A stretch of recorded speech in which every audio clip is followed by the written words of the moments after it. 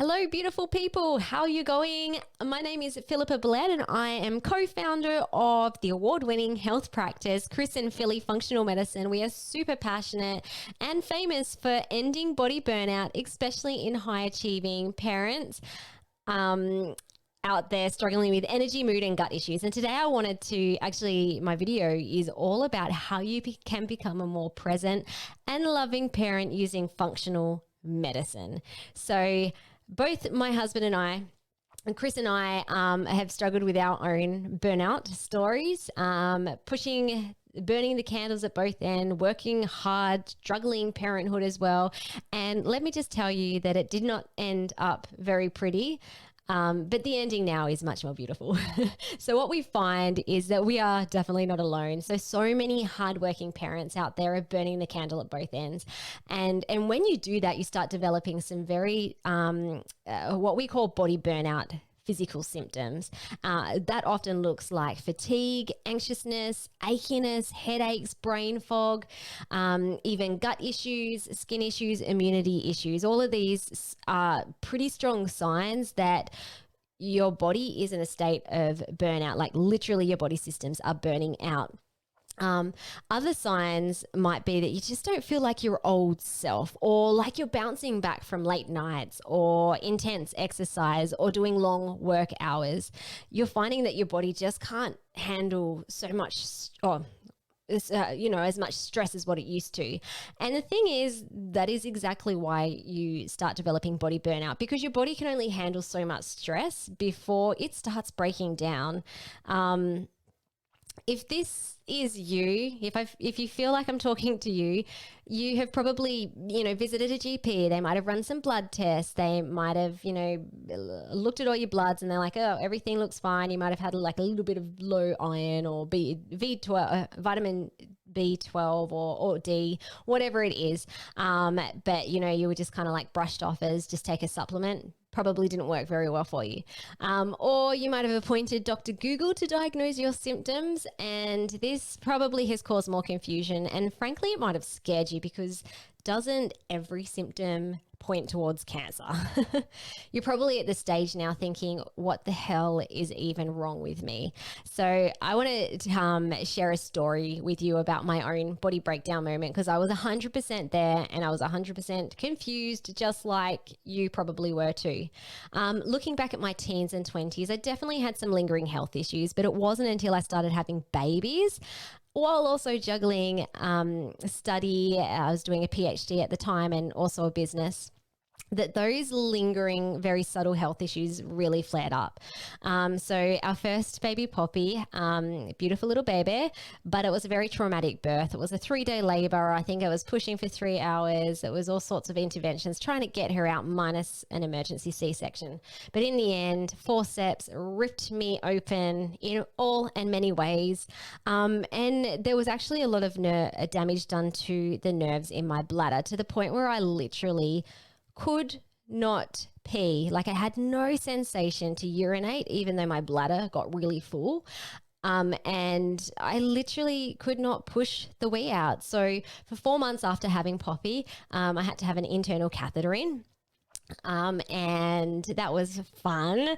But during that time, I was advised to take antibiotics basically 24/7 to prevent UTIs. Unfortunately, I developed about 2 or 3 pretty severe UTIs and ended back up in hospital with more IV antibiotics pumped into my system. So, needless to say that my gut health was pretty ruined after all of that. Then add on sleep deprivation. Most mums are pretty sleep deprived, new mums. Postpartum depletion. So my body was still trying to recover from pregnancy and birth and this traumatic experience. I also had a big workload that didn't stop after I had a baby. And also Poppy did not stop crying. So she was very colicky, probably because of all the antibiotics I was having that went through my breast milk. But she just always cried, unless she was asleep, and yeah, she didn't sleep very long. So let's just say that all of these stresses were definitely overflowing my bucket. And month by month, I felt like my body was actually, and my mental health was starting to break down. Like initially it was mental health stuff. So I felt depressed. I was very low in mood. And then month by month, just new things started happening. So low immunity, really severe back pain, heartburn, acne flare-ups, exhaustion, low libido. Sorry, Chris. Then by the time I had my second baby, full-on anxiety and panic attacks. So as this went on, I literally, by the end of it, felt very wafer thin, and it was really impacting my life. My ability to function in working, but also, and more specifically, I was really struggling to be a mum, a good mum and a wife. I called myself the dragon mum. I was snapping and screaming and literally losing the plot at my kids, like my newborn baby and my toddler, all the time. And I was a really cold and frigid wife and just not a very nice person to be around. During this time, I did go to the GP and they ran some tests, and I think my thyroid was slightly off. But besides that, everything looked fine. So the doctor just brushed my symptoms away and said, yeah, you're a new mom. It's normal to feel this way when you have a little baby and, you're not sleeping very well. I went home feeling even more deflated and misunderstood because I didn't feel like this was just a broken sleep thing. I literally felt like my body had broken. So, of course, I did the thing that most people do. I jumped onto Dr. Google only to be overwhelmed by all the mountain of information about all the things that could be at the root cause of my body breakdown. And so then I'm like, okay, I need help. I need some other professional help. And so I went and saw a range of different natural practitioners. And while they were all lovely and helpful in their own way, they kind of just did surface level treatment. And, while some symptoms improved a little, I was still really struggling. I felt like, the moment that there was just a little bit of extra stress, all the symptoms came back. And I just felt like I wasn't getting to the root cause of my health issues yet. And so on my quest for better health, I'm like, okay, I'm going to learn everything I can. So I actually, became an accredited clinical nutritionist, and then I specialized in functional medicine with the Kalish Institute of Functional Medicine. So that was about a 4-year mentorship plus 3 years of initial study, so 7 years all up. It was at this point that I finally took me a long time, I finally got to the root of my physical symptoms, at least from a body system imbalance point of view, and I felt so much better, so much more resilient, and I really felt like I had my life back. So functional medicine, if you're not sure, there's lots that goes into functional medicine, but one of the premises is to test, not guess. So instead of making assumptions based on Dr. Google or what your friends might think is wrong with you, I always say test what's wrong. So in our practice, we use specialized functional lab testing to identify what body systems are in balance. So things like the brain, the hormones, the mitochondria, the gut, or the detox pathways are the big areas that we test for, because they're the big things that go out of whack and then cause symptoms, conditions, and then diseases if they're left unchecked. These tests go far beyond what your usual GP or even medical specialist would test for, and often discover some really serious functional imbalances that can lead to physical symptoms and, as I mentioned, full-blown diseases. So it's also preventative medicine. It's like, if you're feeling off, if you're not feeling like yourself, if you're feeling the burnout, test now before you have something like diabetes or cancer or heart disease, or autoimmune condition. Honestly, it's better to get onto it ASAP.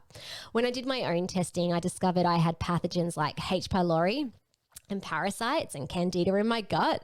I also had a really dysbiotic microbiome, depleted dopamine, so that's a brain chemical. I had imbalanced hormones, mitochondrial dysfunction, and blocked detox pathways, and even my vaginal ecosystem was very unhealthy. So I pretty much had, out of all the, if you've seen our body systems map, I have to put it up on blog posts and videos with presentations, then you'll actually see that I had all 13 body systems were out of whack for me. So I know how it feels. I also know what you need to do to reverse and heal those body systems.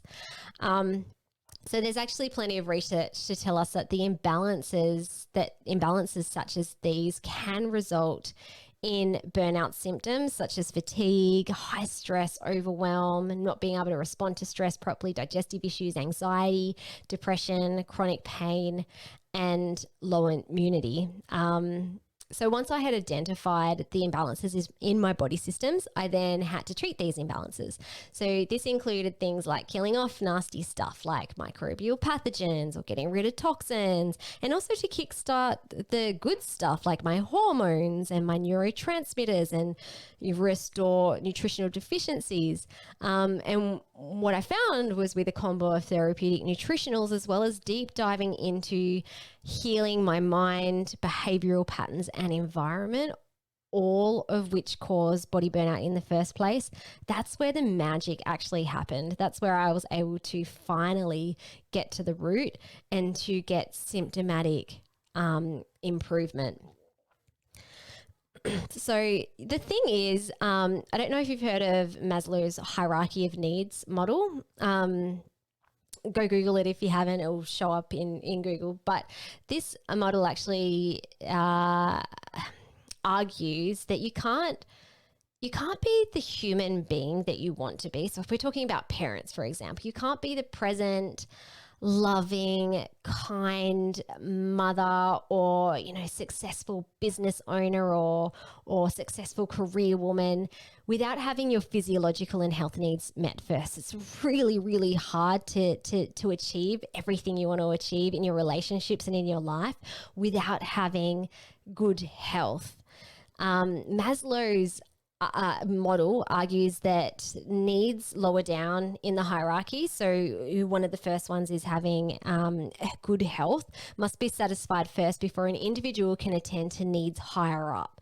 So if you try to achieve a sense of like higher up in the needs is love and connection with others. So if you try and achieve a sense of connection with your loved ones, or even becoming the best version of yourself, while your body is failing you, you're going to have a really hard time attaining these higher needs and goals. So if you're just getting so frustrated, you're filled with mummy guilt and shame, maybe your marriage is on the brink of breakup, yet your body is failing you, honestly, I would say work on your health first, because that other stuff is going to be so much easier to attain. And in fact, it's often a natural byproduct when you have good health and when you love yourself enough to look after yourself.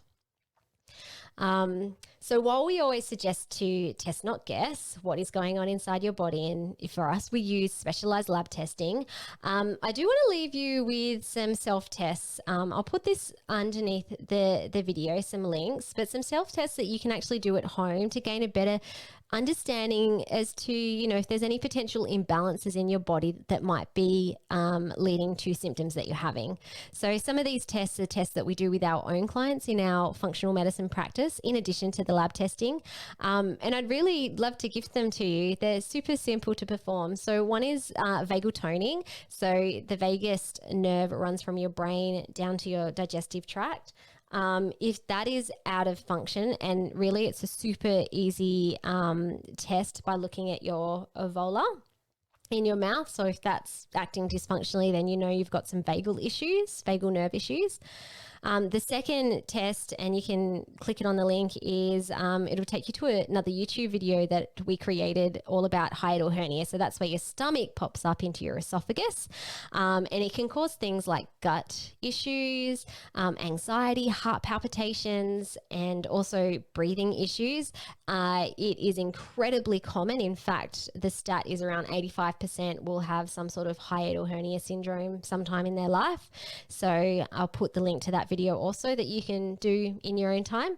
And the other one is diaphragmatic breathing. So if you've got dysfunctional breathing patterns where you're constantly chest breathing rather than deeply breathing into your diaphragm with your belly, this could absolutely be affecting your energy and mental health first. So I'll put a link to a blog post where I take you through how to test to see if you're breathing functionally and what you can do to reset that.